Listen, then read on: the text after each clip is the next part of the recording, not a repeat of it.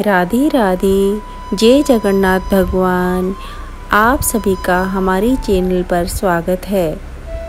क्या आप जानते हैं कि भगवान जगन्नाथ जी 15 दिनों के लिए बीमार क्यों रहते हैं?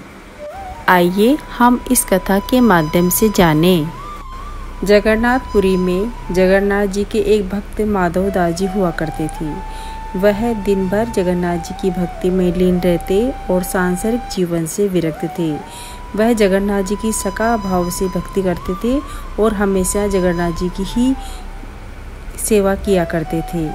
एक बार माधव दास जी को उल्टी दस्त का रोग हो गया। उनकी तबीयत इतनी बिगड़ गई कि रोग के कारण वह चलने फिरने में भी असमर्थ हो गए।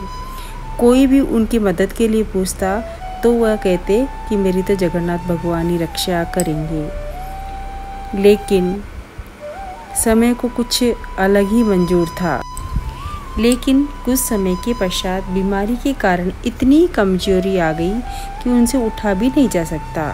अपने वस्त्रों में ही मलमूत्र त्याग करने लगे। ऐसे समय में एक लड़का माधव दास जी की सेवा करने लगा। वह माधव दास जी के शरीर और वस्त्रों को अपने हाथों से साफ करता। उस लड़के के स्पर्श से माधव दास जी जान गए कि वह तो स्वयं भगवान जगन्नाथ जी हैं। उन्होंने कहा, प्रभु आप इतना कष्ट उठाकर मेरी सेवा क्यों कर रहे हैं? मेरे मलमूत्र गंदे वस्त्र अपने हाथों से साफ करते हो। इससे अच्छा तो होता कि आप मेरा रोग ही समाप्त कर देते। जगन्नाथ जी बोले, माधव हम सबको अपना प्रारब्ध तो भोगना ही पड़ता है। अगर तुम इस जन्म में भोग नहीं कर जाओगे तो तुम्हें अगले जन्म में भोगना पड़ेगा। मैं नहीं चाहता कि मेरे प्रिय भक्त को जरा के प्रारब्ध के कारण पुनः जन्म लेना पड़े। तुम मेरे प्रिय भक्त हो और मैं अपने भक्तों की बात को कभी भी नहीं टाल सकता। इसलिए अभी तुम्हारे 15 दिनों का रोग शेष बचा है, उससे मैं ले लेता हूँ। जगन्नाथ जी 15 दिनों के लिए अपने भक्त माधव दास जी की बीमारी स्वयं ले ली। ऐसी अनूठी लीलाएं करते हैं भगवान जगन्नाथ जी अपने भक्तों के साथ, और ये परंपरा आज भी अभी भी जारी है।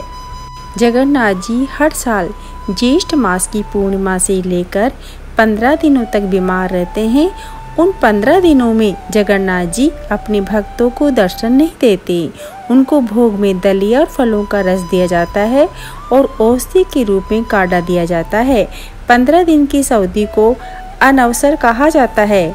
आषाढ़ प्रतिपदा तिथि को जगन्नाथ जी पूर्ण स्वस्थ हो जाते हैं और मंदिर के कपाट भक्तों के दर्शन के लिए खोल दिए जाते हैं। इस उत्सव को नेत्र दर्शन के रूप में मनाया जाता है।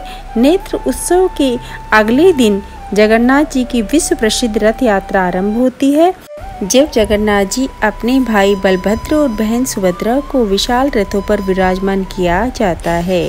राधे राधे। जय श्री कृष्णा। ऐसे हैं हमारे कृष्ण भगवान जगन्नाथ जी भगवान।